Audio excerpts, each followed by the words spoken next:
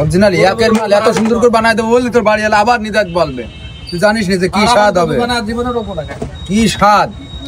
কি কি দিচ্ছেন মশলায়? ওরে বাবারে 12 রকমের মশলা দিয়ে একটা কদবেল তৈরি করছিবে, তারপরেও মানুষকে আরো দাও।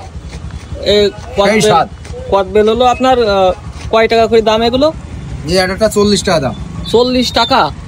বিভিন্ন ধরনের দাম আছে, 40 টাকা, 30 টাকা, 20 টাকা। এটা কি মশলা? এটা শুধু ঝালের গুঁড়া। ঝালের গুঁড়া?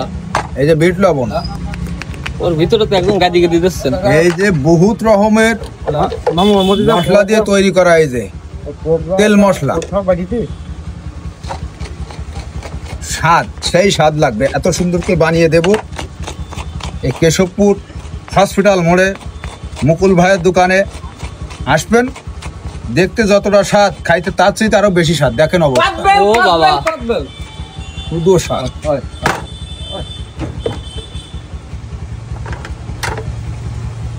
সব কি 40 টাকা নাকি কম বেশি আছে? 20 টাকাও আছে। 20 টাকা আসলেই পাওয়া যাবে? হ্যাঁ, এ পাকা সব? সব পাকা। যেটুকু কাঁচা থাকবে সেটুকু মশলা দিয়ে পাকাই দেবো, বুঝলেন? বাবারে বাবা, তো বিশাল টেকনিক। টেনশন নেই। কদবেলের খোসাও খাওয়া যাবে? এমন ভাবে মাখিয়ে দেবো, খোসা পর্যন্ত মনে করবেন যে খাইয়ে ভাবলো, বুঝলেন? সেই স্বাদ।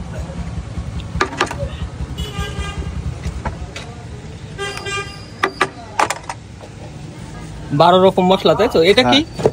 লবণ। একটু চিনি জাতীয় জিনিস, যাতে একটু স্বাদটা বাড়িয়ে যায়, ঝাল টক মিষ্টি। আপেল কবে থেকে আসছে?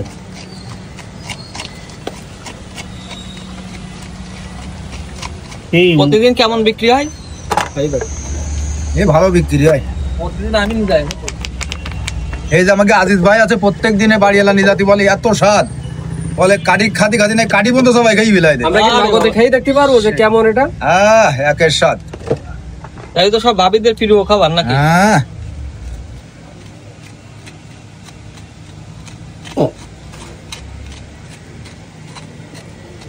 তেল সব বেরিয়ে যাচ্ছে নাকি? মশলার জন্য দেখেন অবস্থা, সেই স্বাদ। গাদি গাদি দিতে বললেন, কথাই বলে না যেমনি আছে সেমনি আবার ঢুকিয়ে দেবো। যেমনি ভরিয়ে যাচ্ছে সেমনি আবার সব ঢুকিয়ে দিচ্ছে ভিতর। এই যে সুন্দর করে বানায় দেবো বললি তোর বাড়ি এলে আবার নিদাত বলবে। তুই জানিস না যে কি স্বাদ হবে, কি স্বাদ। কি কি দিচ্ছেন মশলায়? ওরে বাবারে 12 রকমের মশলা দিয়ে একটা কদবেল তৈরি করছিবে, তারপরেও মানুষকে আরো দাও। এই স্বাদ। কদবেল হলো আপনার প্রতিদিন কেমন বিক্রি হয়? ওই ধরেন 20-30 পিস মাত্র। দাদা বাকিটা পেয়ারা কত হচ্ছে?